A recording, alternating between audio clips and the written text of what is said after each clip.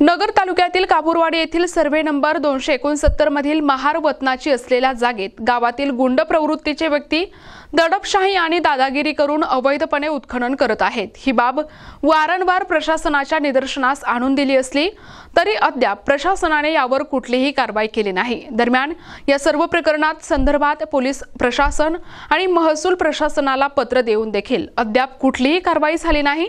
त्यामुळे आज वंचित बहुजन आघाडीच्या वतीने तहसीलदारांना भिंगारदेवे कुटुंबियांच्या वतीने निवेदन देण्यात आले।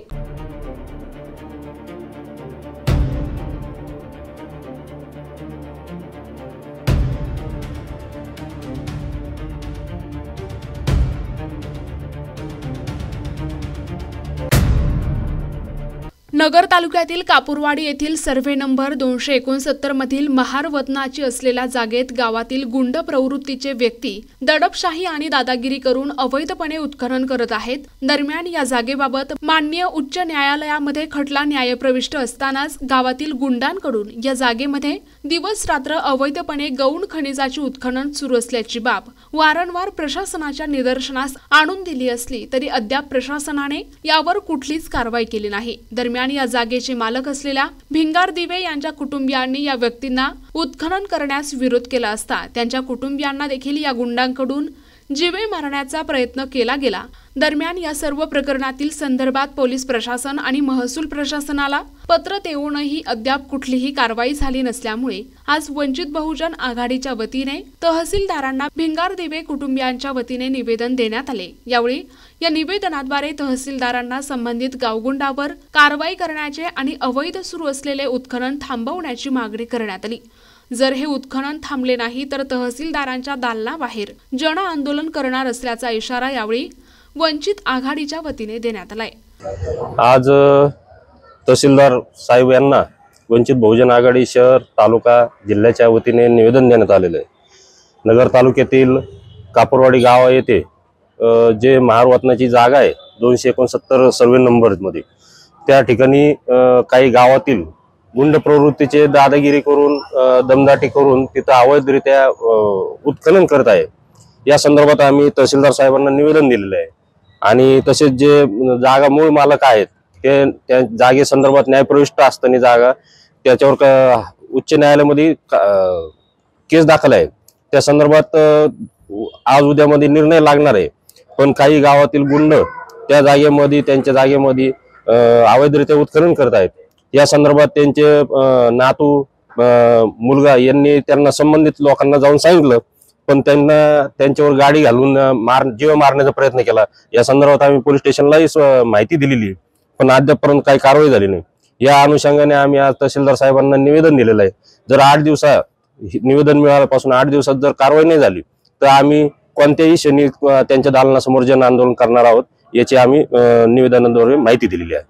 मी हरिभाऊ माधव भिंगारदेवे माझ्या वडिलांना 21 जानेवारी 1964 साली मौजे कापूरवाडी तालुका नगर जिल्हा अहमदनगर येथील जमीन सर्वे नंबर जुना 173 जुना 564 नवीन 173 त्याचाही नवीन 269/1/4 मध्ये 10 एकर 5 गुंठे जमीन मिळाली होती। त्या जमिनीमध्ये स्थानिक गुंडांनी सन 1915 मध्ये उत्खनन केलं होतं। त्यांच्यावरती शासनाने कलेक्टरने स्वतः मी आणि पोलीस डिपार्टमेंटने दावे दाखल केले। त्यानंतर ते उत्खनन बंद झालं ते 2022 पर्यंत। दिनांक 30/8/2022 रोजी तहसीलदाराच्या अहवालानुसार माननीय अपर जिल्हाधिकारी अहमदनगर यांनी माझी जमीन सरकार जमा केली। महाराष्ट्र शासन त्याच्यावर नाव दाखल केले। काही कारण नसताना त्या जमिनीची मला माहिती नाही की बाबा काय कुठल्या कारणाने जमीन सरकार जमा केली त्याची मला पूर्ण कल्पना न देता ती जमीन सरकार जमा केली ते कायद्याला धरून नाही। म्हणून मी हायकोर्टामध्ये दावा दाखल केला। हायकोर्टाने ती जमीन माझ्या नावे करण्यासाठी अपर जिल्हाधिकाऱ्याला आदेश दिला। तसे त्याला 2 वर्ष झाले पण काहीच करत नव्हते। म्हणून मी पुन्हा हायकोर्टात दावा दाखल केला आणि हायकोर्टाने 60 दिवसाच्या आत निर्णय देण्याकामी संबंधित अधिकाऱ्याला सूचना दिल्या। त्यामुळे त्यानुसार त्यांनी पुन्हा नाशिक न्यायालयामध्ये परत ते अपील नाशिक न्यायालयामध्ये दाखल करायला लावले। मी नाशिक न्यायालयामध्ये ते अपील दाखल केले. नाशिक न्यायालयाने 2 वर्ष चाल ढकल करत 2 महिने दाव्याचा निर्णय दिला नाही, म्हणून मी त्यांना भेटलो.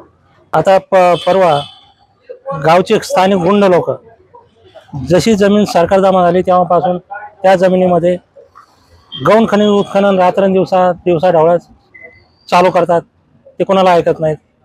आणि माझे नातवंड तिथं असल्यामुळं त्यांना मी सांगितलेलं आहे तर ते जातात जमिनीवरती पाहणी करतात, पण त्यांना रात्रीच एक परवा दिवशी मारहाण करण्याचा प्रयत्न केला त्यांनी, म्हणून मला हे करणं भाग पडलं.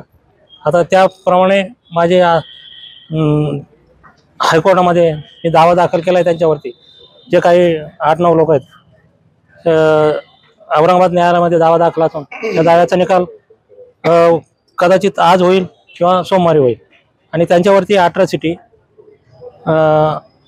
मोका, SIT आणि झालेल्या उत्खननाबाबत किती झालं उत्खनन त्याची पूर्ण मोजमाप ETS मशीनद्वारे करून त्याची दंडात्मक कारवाई करण्याकामी ते न्यायालयामध्ये दाखल आहे. आणि आज तहसीलदाराला भेटलो तर तहसीलदाराला सांगितल्यानंतर तहसीलदार म्हणले आमचं पथक नेमलेलं आहे आणि आम्ही कारवाई करू. प्रतिनिधी मुकुंद भट, NTP न्यूज मराठी, अहिल्यानगर.